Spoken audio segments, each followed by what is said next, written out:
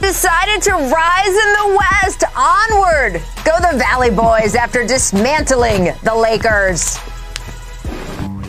And gold nuggets. So it wasn't a 7-game series like they're used to, but Denver is moving on. Giannis versus Harden, full steam ahead. These two do have some history. How much beef can we expect?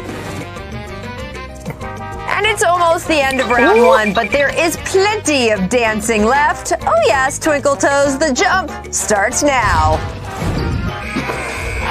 Welcome to The Jump, presented by Dell. It's almost like someone had a commercial about a salsa dance, and then the opponent went and did a salsa dance, because it's almost like there's history between Jay Crowder and LeBron. Who could say? Welcome to The Jump. Today I'm joined by our New York Times bestseller, Hope of the Hoop Collective podcast, Brian Windhorst, Hope and host both. And we also have 2016 NBA champ Richard Jefferson, and the very best friend he ever could have, 2008 NBA champ Kendrick Perkins. Welcome, all of my friends. And guys, we have to start with the defending champion Lakers, who were, of course, eliminated by the Suns last night. Anthony Davis trying to give it a go. He did not make it past the first quarter due to that pain in his groin injury. Really not a game that under any other circumstances I think he would have even tried to play in, Perk. What else could the Lakers have done against the Suns in this series? Well, first of all, not put Anthony Davis in that position to even put him on the court. Second of all, could turn back the hands of time in which they could have traded for Kyle Lowry like you and I talked about, Rachel. Third of all, made regret letting go of Rajon Rondo, Dwight Howard, and Danny Green, because here's the fact. The role players were just horrible, okay? Dennis Schroeder did not show up at all. Andre Drummond, they couldn't even play him in the last game. And then when you think about Kyle Kuzma, okay? Kyle Kuzma was just horrible. It was a disgrace watching him last night. It was so bad that I had to make my kids go in the other room and watch something else because I didn't want them picking up that. So it's absolutely nothing the Lakers could have done last night because the role players did not show up to play and help LeBron James. Oh, I could not agree any more with Perk. There was levels of petty. We saw the Instagram stuff and people taking off certain things off that. You don't do that before a closing game, especially after going 0 for 9. Like, wait, everybody else doesn't realize that I could be playing better. We'll keep the names out of that. But my big thing for the Lakers is there's been so much conversation about the Lakers and this. And Tim Legler, one of the most respected voices in the game of basketball, said this is what the Lakers deserved for treating the regular season like it was an exhibition, and that could not have been more false. They came off a championship. They were leading the league in wins when Anthony Davis went down. Before Anthony Davis comes back, LeBron James gets hurt. They still finished with the #1 defense in the league. That does not sound like a team that was taking something for granted. They were backed into this position, and this is all they had left. The defending champions left it all on the floor, and they could have played better, mainly the role players, but we'll get to what the Lakers need to do next. Why did the Lakers lose this series? They lost this series because of injuries. Not just LeBron not being 100%, not just AD, but also Kentavious Caldwell-Pope. Why are they not champions anymore? Why are they going to give that up? Because of mistakes by the front office, because of the short turnaround, because of those injuries, because of the role players not stepping up. It's a multi-layered situation that happened. Normally, when you see a team sort of slide back like this, it's never just one thing. And I agree with Richard. When LeBron had that unfortunate injury, which was a freak injury, he was a leading candidate for MVP. So if you're the Lakers going forward, you say, hopefully next year, LeBron can still come back at that kind of level of play. Anthony Davis gets healthy. And you use this year as, look, this was the tax that we paid from having to go through everything that we did to get the championship last year. I do think there's an approach question, though. Are you trying to build for right now, for this very next season, or build for maybe even the next 3 or 4 years? Not the long-term future, but even the short-term future. And, Brian, you and I have talked about this when LeBron was in his final year in Cleveland. I kept saying over and over again, if you have LeBron James on your team, arguably one of the top 3 players of all time, you do whatever you need to do to win now, and you worry about the future later. And that is, of course, looping back to the Kyle Lowry discussion, Kendrick, that you and I have been having for the past couple weeks, which is, hey, at the trade deadline, they had an opportunity to bring Kyle Lowry in. They would have had to give up Dennis Schroeder. They likely would have had to give up Talen Horton-Tucker, which was a sticking point for them, the idea of giving up that piece of their future. But to me, is Kyle Lowry going to win you a championship, be the only factor in winning you a title right now? Probably not. Would you have liked Kyle Lowry to help you bridge the gap with AD hurt? Those injuries that happened, they happened. And they knew AD was hurt, maybe not the extent of it, but they knew he was hurt before the trade deadline. So I am not saying that Kyle Lowry could have come in and been the best player on that team. He would not have been. But if you're telling me I could have swapped Kyle Lowry for Dennis Schroeder, and that may have helped me bridge that gap in this series where Anthony Davis, those injuries flared up again, I would be interested in seeing how that played out. So to me, it's less about, oh, they did this wrong, but more of a reset this offseason of, hey, we are trying to win now with LeBron James because he is getting older, and therefore every decision has to be about that. You got it, Kendrick? I appreciate it. I appreciate the fan. Thank you. Church doors are open, Rachel, and this is what happened on First Street Baptist Church, okay? When the preacher start preaching the gospel and they get hot in there, that like you was just doing, the windows get open, the ladies start fanning themselves. That's what happened when the good gospel get preached on in the church. I am grateful for it. Look, I do want to look at what the Lakers are dealing with, right? Because they have more than $100 million tied up in LeBron, in AD, in KCP, in Kyle Kuzma, Alex Caruso, Dennis Schroeder, and Andre Drummond are all notable free agents. And Montrezl Harrell, he has a player option this summer. So, Brian, where do the Lakers go from here? Well, they're already pretty much at the salary cap with the guys they have under contract. So any dreams that any Laker fan might have of going out and signing a big free agent, that's not going to happen. Their moves really probably are to try to bring back the players that they have and sign them to contracts that could potentially be movable later. And I know that to Laker fans, the idea of bringing back Dennis Schroeder right now may, not sound all that exciting, but I think they're probably seriously going to have to look at it. Richard just referenced this in a very strange set of maneuvers. It appears that Schroeder took off of his IG bio that he was a Lakers point guard, then put it back on when somebody might have mentioned it to him, and then in the locker room after the game took it off again. I have no idea what to make of all of that. You know what to make of it, Brian. You know what to make of it. Richard, it was childish. He turned down a $20 million a year extension at midseason. The Lakers are going to have to make another offer, and that offer cannot be $20 million. It's going to have to be an offer that they could someday at some point trade him, but then obviously he's also unrestricted. If he doesn't like what the Lakers have to offer, he can walk to Chicago or even to Toronto or somewhere else. Let him go. This isn't. But Richard, they can't replace him. I understand that. I understand that they can't replace him, but in this series, he looked very replaceable. Now, I understand that you're not going to overreact certain mentality to win a championship. It takes a certain mentality to play with LeBron James. And to go out and put out that little petty stuff, and then he puts it back up there, obviously, because he started trending on Twitter. And I'm going to say something that I know is not real. They need a third-level, high-level player. And I'm not saying, Drew Holiday's name has been so popular, but this is why I'm going to say this. Anthony Davis can't carry the load when LeBron James is out. LeBron James can't carry the load when AD is out. They need another player, so when AD needs a break, LeBron James has another player that he can count on. When LeBron James needs to be rested like a 37-year-old superstar who has the most minutes in NBA history, Anthony Davis needs another person he can count on. Now, everybody was hoping that was Dennis Schroeder, but it's obviously not. It's obviously not. So they need to find a third player that can pair with those guys when the other one is out, because that is what's the future is going to look like.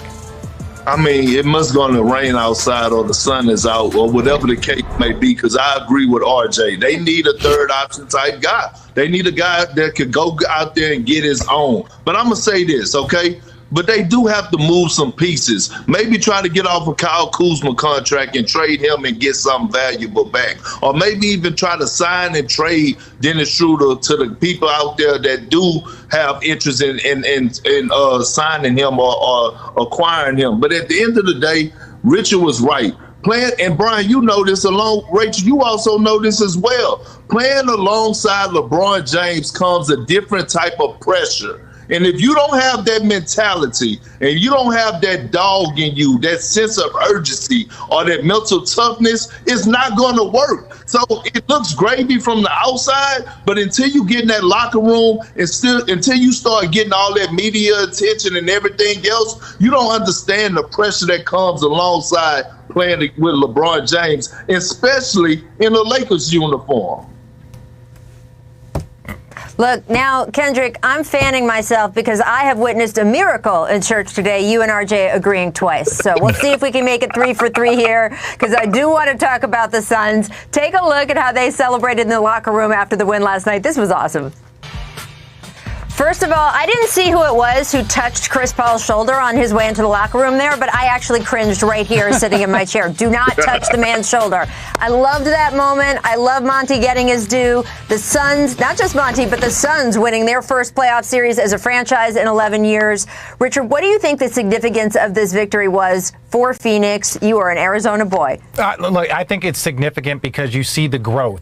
There were so many questions about, well, Devin Booker answered some questions in the bubble, but can he be a playoff performer? Then when you get to the playoffs, how do you play in the playoffs? And he played extremely well. He played with a sense of urgency. We saw his first quarters. We saw his first half. He came out like an individual that was going to set the tone, especially when his player was down. You hear that, other guys? When a star player like Chris Paul gets hurt, everyone needs to look around and play with a sense of urgency, and Devin Booker did that. I really do like this Suns team. I think they have all the right pieces. They have a point guard. They have a great 2 guard. They have depth, and they have toughness, and they have a very good man in the middle, DeAndre Ayton, bear down. But my point is this. I think the Phoenix Suns can get to the conference finals. I think right now, if Chris Paul can get healthy over this time period, I think they can make a run to the finals. I don't know if they have enough to win a championship, but a finals and conference finals is definitely in their reach.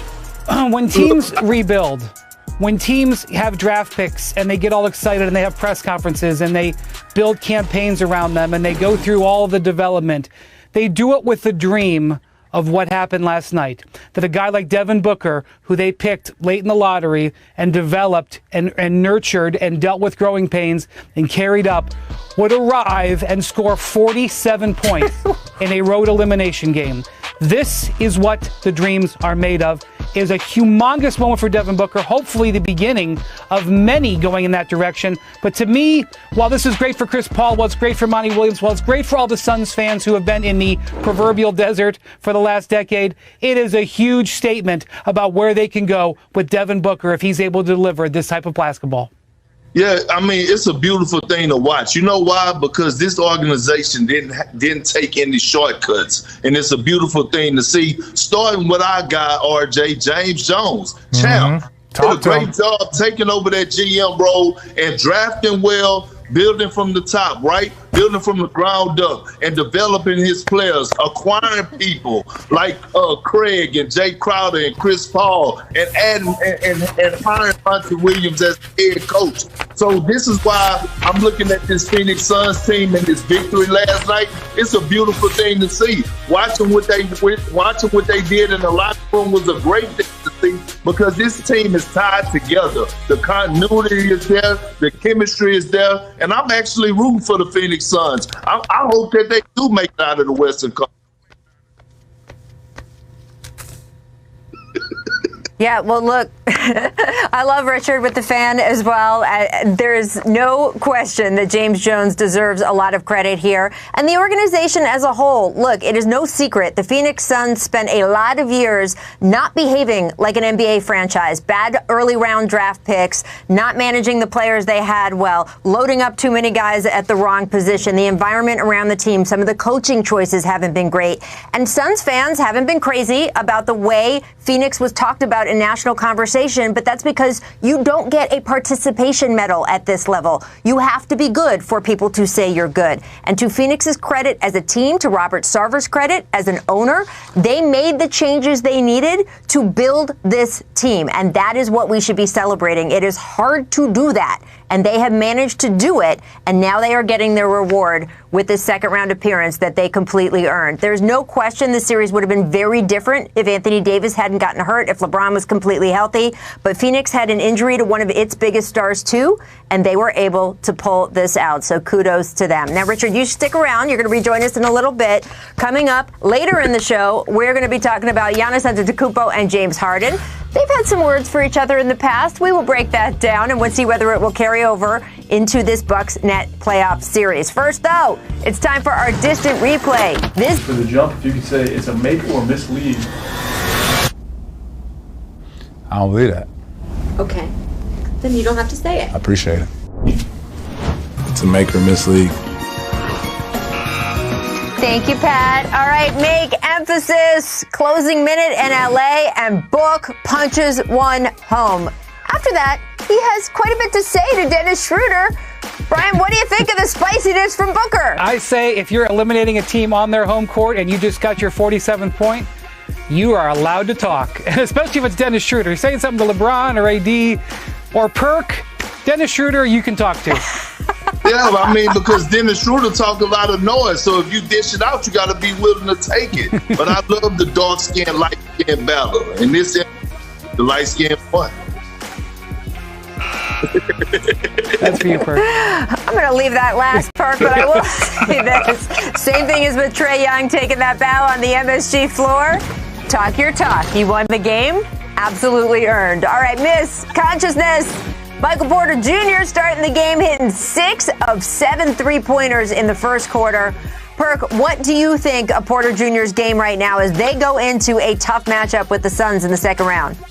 Woo, he is special, right? We talk about Devin Booker and Luka, but this young man, his future is bright. But the most important thing, the most impressive thing about it, he was talking noise to Dame Dollar. He was hitting those shots. It was a little chirping back and forth. I like the spiciness of Michael Porter Jr. Last year, he asked for this.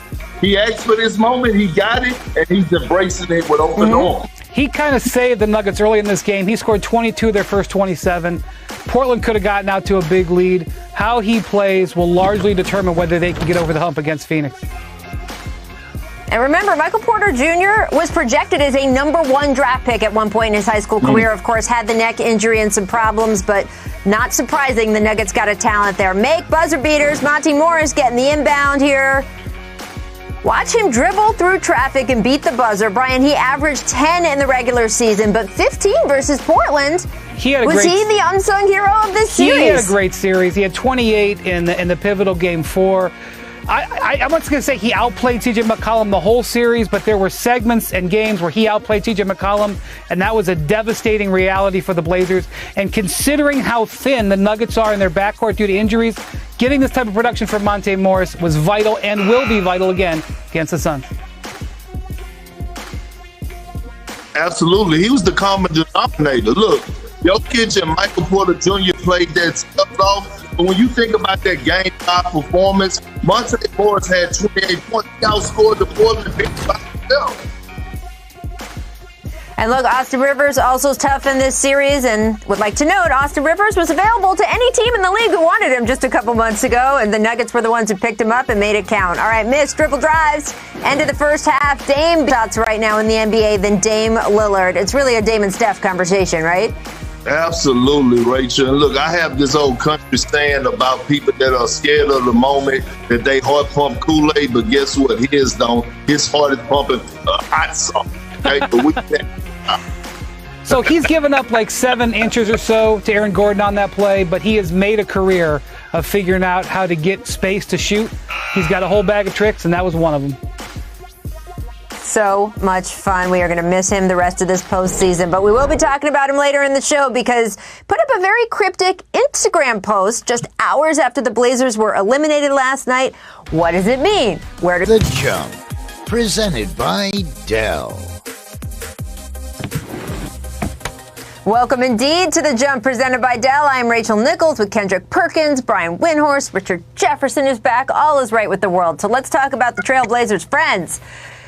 They fell to the Nuggets last night. Dame Lillard averaging 34 points a game during this series. Literally nothing more this man could do.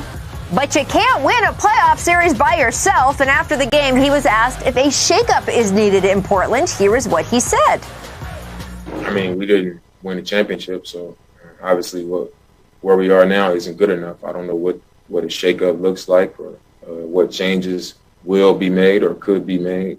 Obviously, as is, it wasn't good enough. You know, we came up short against a team without their starting point guard and shooting guard. Obviously, where we are isn't good enough to win a championship if it's not good enough for us to get out of a first round series with, you know, two of their best 3 or 4 players not on the floor. After the game, Dame also posted this to Instagram. Now, he captioned it with some lyrics from the late, great Nipsey Hussle. Quote, "How long should I stay dedicated? How long till opportunity meets preparation?" Richard, what do you make of that? And what do you think is next for Dame and the Blazers? Well, I think, first of all, you put that out there to let the team know that if you don't make the changes that you kind of are looking for, whether that's a coaching change, whether that's, you know, trading some of the players, then you can go. Now, Dame has been very critical of other teams, of other players teaming up. He said stuff to KD, he said stuff to Paul George. I'm positive he said stuff to Paul George, on the KD part, but he has been critical of players. So he's starting to get impatient here, especially when you look at the numbers that he puts up. So I think Terry Stotts is probably gone. I think they're going to make some serious moves. They have to do something. Our Dame is going to be out of there. He's in the prime of his career, and all of a sudden, preparation meets opportunity. This is the opportunity right now. Well, here's the thing, right? What moves can you possibly make? Because nobody is really wanting to go to Portland. So if I had to give advice to Damian Lillard, I would tell him, get out fast, go. Because Rachel, look, he's wasting his talent right now. And it's similar to the same situation with Kevin Garnett, where he carried the franchise and he couldn't get over the hump when KG was in Minnesota. They're around the same age. KG was going on 31. Dame is about to be 31. Like, how long is he going to continue to do his part and not have the supporting cast? KG had to make the decision that it was time for him to leave. I think it's time for Dame to do the same. You know what KG said was one of the great mistakes of his career was not going to Boston sooner. Mm-hmm. You know, and I think it's a career crossroads for Dame. And, you know, the league is like, look, I know what Dame has said. He is on the record many times as how he feels about this. But the league is watching this very closely. And while I'm not going to overlook and look too much into a song lyric, because that can be dangerous, he knew exactly what the reaction would be by putting that on there. And that is an indication that he is beginning to turn the screws. And the league is watching and waiting, and there are teams out there getting ready for this.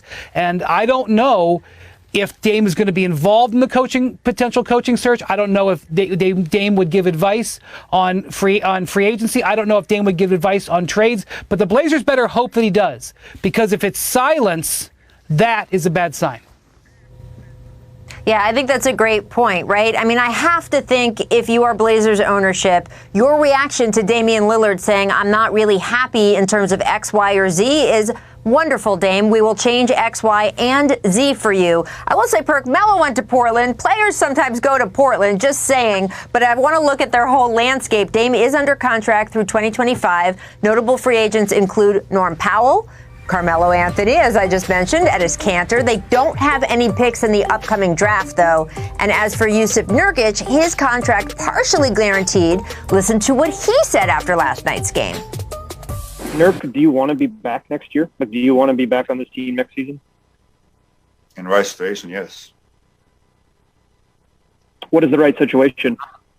We'll see. I don't know yet, because this is not it. I don't know if they have Harvey Dent, where Nurk is from, but that was an impressive suit. All right, Brian, so what options do the Blazers front office have this summer? Again, if they say to Dame, we get it, you can have the keys to the franchise, Damian Lillard, whatever you want, literally, what should Dame ask them to do? Well, as Richard mentioned, there's a decent chance that Terry Stotts, who's been there a long time, is going to be let go. Early idea, possible candidate there would be Chauncey Billups, who Neil O'Shea, their general manager, was with in Los Angeles when they were Clippers. Then you have, Nurkic has a partially guaranteed contract that the Blazers are almost certainly going to pick up by August 1st. He wants a contract extension and has hired Rich Paul to negotiate it for him. So that's what's going on there. So you potentially could, if you didn't want to extend him, pick up that and look to trade him. And then you also have CJ McCollum, who through the years has been a desired player. But remember, whenever you think about trading a guy, you have to think about how this will improve your team. If you trade a guy like CJ McCollum, you better get a guy back who's just as good as CJ McCollum or better. And the team who wants to make the deal isn't necessarily looking to trade a better package to get him. So I'm not sure the answer is just trade CJ McCollum and get better. I think it's a lot more nuanced. I think it may take something with Robert Covington, who's under an attractive contract, but they're out some first-round picks, so they don't have the same package of assets other teams do. Well, I just want to address Nurkic comments, okay? Y'all can have everything else, and I just want to say, what is he talking about, okay? Because he was getting a spanking all series long, and I get it. You're going against Jokic, but your job, big fella, is not to get the ball on the low post. Your job is to anchor the defense, is to rebound, finish around the basket. And your job was to lock up or try to stop and contain Jokic. Jokic elevated his game, and he dominated you. Period, point blank. Nurkic need to go watch film on Clint Capella. That's how he should have played for the Portland Trail Blazers, how Clint Capella is doing his job for the Atlanta Hawks. I don't even know what that means, Perk. I don't know. I don't know how he plays like Clint Capella. They don't have the same size, length, shot blocking. What are you talking about? Anyways, look, I'm not going to let you say. I'm not going to let you say. I'm saying being a star in your role. You know what that means. Do what a center needs to do. Rebound the ball, average double-figure rebounds every single game, anchor the defense, block shots, be able to guard the pick and roll. You know what I'm talking about when I say. Why didn't you just say that? Don't tell him to go be Clint Capella. Just tell him what you need in this interview. Go watch film on him, Richard. What are you talking about? Anyways, this is the thing, and then Rachel, I'll let you take it. My thing with the Portland Trail Blazers is that they're in a tough spot. They have been one of the most confusing teams in this league for the last 7 or 8 years. Dame is a superstar. You have another talented, I believe, all-star point backcourt mate in CJ McCollum, even though he hasn't cracked it yet. And then they have talent. They have wing players. They have I think a coaching change is probably the first step in that direction. And then you maybe figure out the other pieces to pair up. But the clock is running. Dame signed that massive contract that he earned and he deserved, but it kind of limits his flexibility. He can't just say, I'm going to be a free agent. You got to do what I want. It's more about keeping him happy at this point in time. But look, I think the Portland Trail Blazers, the way they are constructed right now, the way their team is, their poor defense, time and time again in the postseason, they have everything layered for them and catered to them to make a run, and they don't. And some of it falls on Dame. Some of it falls on Dame also. Look, CJ McCollum, I don't want to forget, there was a point during this season where CJ McCollum was one of the hottest players in the NBA. Mm-hmm. I think the level of player he is something that the Blazers certainly need in their lineup, but the question is, do you need a position change to have that level of player be at a different place? Because as you point out, Nikola Jokic, once again, not give him enough credit for the way that he has picked this team up since Jamal Murray's injury, the way he has moved them through this playoff series, and again, will be such a fascinating series between Denver and Phoenix. And look, Portland's going to go back, lick its wounds. We'll see what changes they make, but it's Denver that's moving on here, and it is a damn impressive first round that they just had. All right, Richard, thank you so much for joining us today. Here is what The Jump recommends for the rest of you during this commercial break on ESPN+. There's more assists to him, I think. I don't see what the joke is. First, we were just trying to find whoever James Harden was guarding. Plus the media, they create a narrative about somebody. I think they just take that narrative and then run with it. I wish I could just run and with 7 feet and run and just dunk. Like, that takes no skill at all. I gotta actually learn how to play basketball and how to have skill, Look, everybody says they want 90s basketball back when teams didn't like each other. Here you go. Perk, how do you think Giannis and James Harden's past will carry over into this series? Because, again, in 90s basketball, we saw some of those dislikes, those Piston MJ kind of scuffles carry over to the court. How do you think that's going to affect this series?